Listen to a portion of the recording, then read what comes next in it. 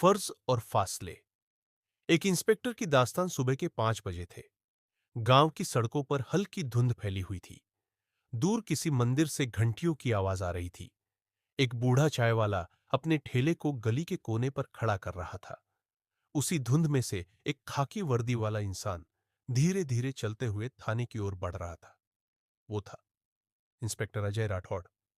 करीब 42 साल का यह आदमी पहली नजर में एक सख्त और अनुशासित पुलिस अफसर लगता था, मगर उसके चेहरे पर कुछ ऐसा था जो उसकी आंखों की थकावट से ज्यादा बोलता था। अंदर का अकेलापन। अजय का तबादला हाल ही में उत्तर प्रदेश के एक छोटे से गांव भीलवा के थाने में हुआ था।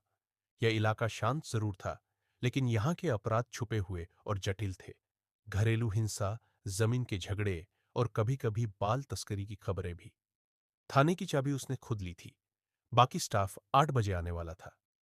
दरवाजा खोलते हुए उसने धीमी सांस ली और सामने लगी भगवान शिव की तस्वीर को देखकर हल्की सी आंखें मूंदी। उसने धीरे से बुदबुदाया, आज से सब कुछ दोबारा शुरू कर रहा हूं भोलेनाथ। कुछ ठीक कर देना अगर मुमकिन हो तो। 3 साल पहले अजय की जिंदगी एकदम अलग थी। वो लखनऊ में था, शहर का नामी पुलिस अफसर। कई बड़े केस सुलझा चुका था। अपनी ईमानदारी के लिए जाना जाता था। और उसी समय उसकी जिंदगी में आई थी संजना, एक स्कूल टीचर। दोनों की शादी हुई। शुरुआत बहुत प्यारी थी, मगर पुलिस की ड्यूटी आसान नहीं होती। रात बेरात की कॉल, अचानक निकल पड़ना, केस की जांच में हफ्तों बाहर रहना। धीरे धीरे यह सब संजना को चुभने लगा। एक रात, एक एनकाउंटर के बाद जब अजय 3 दिन तक घर नहीं लौटा और फोन भी बंद था, संजना डर और गुस्से में बिखर गई। वो कहती थी, तुम सिर्फ वर्दी के साथ शादी करके आए थे क्या? मैं कौन हूं तुम्हारी जिंदगी में? अजय के पास जवाब नहीं था। और शायद उस रात के बाद संजना ने रिश्ता तो नहीं तोड़ा, मगर दूरी बना ली। वो अपने मायके चली गई और 2 साल हो गए। दोनों ने सिर्फ कागजी बातचीत की, वो भी वकीलों के जरिए। थाने की हालत खस्ता थी। छत से पानी टपकता था। फाइलों की धूल देखकर लगता था जैसे न्याय भी धुंध में कहीं खो गया हो।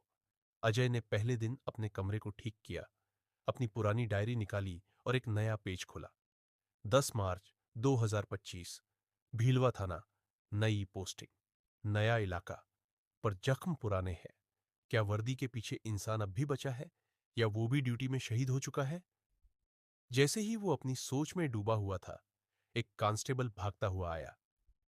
साहब, गांव की सीमा पर एक बच्ची मिली है, अकेली, बोल नहीं रही कुछ, कपड़े फटे हुए हैं।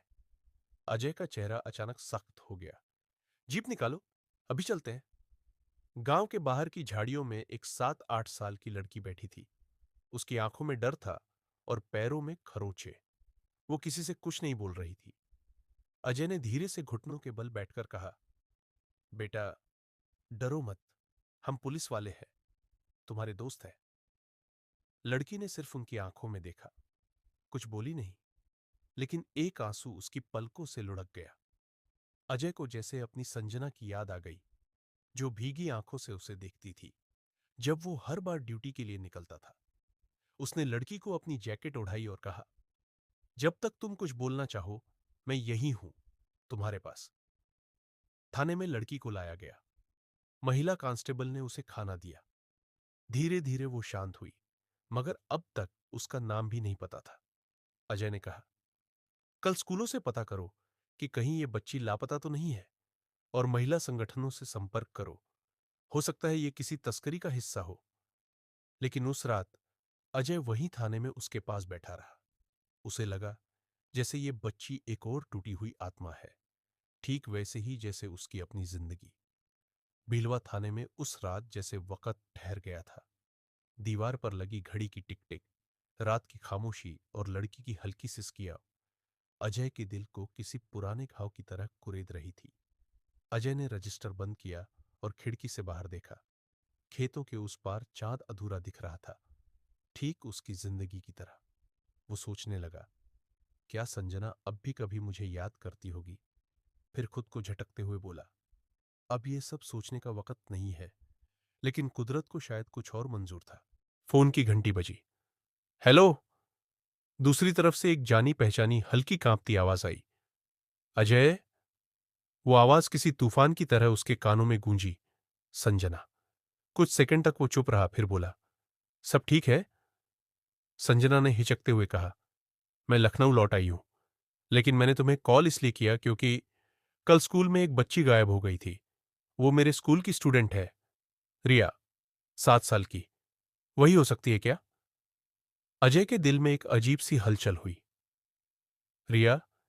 क्या उसके माथे पर छोटा सा कट है? हाँ। तुम्हें कैसे पता? क्योंकि वो अब मेरे सामने है। कुछ पल की खामोशी के बाद संजना की आवाज में राहत थी। क्या मैं आकर मिल सकती हूं उससे? अजय कुछ पल चुप रहा, फिर धीमे से बोला, थाना भीलवा, सुबह 10 बजे आ जाओ। फोन कटते ही अजय की आंखें नम हो गईं। सालों बाद वो आवाज, वो स्पर्श अब फिर से सामने होगा। अगली सुबह रिया ने पहली बार अपना नाम बताया। मम्मी मुझे मंदिर में छोड़ गई थी, बोली थी कोई आ जाएगा, लेकिन कोई नहीं आया। अजय ने रिया का हाथ थामा और खुद को बहुत मुश्किल से संयमित किया। कौन मां ऐसा करती है और क्यों? अजय ने सोचा, रिया के साथ जो हुआ वो सिर्फ गरीबी या डर का नतीजा नहीं हो सकता, इसमें कुछ गहरा है। सुबह ठीक 10 बजे सफेद सूट में संजना थाने के दरवाजे पर खड़ी थी, बाल बंधे हुए, चेहरे पर थकावट और आंखों में सालों का इंतजार।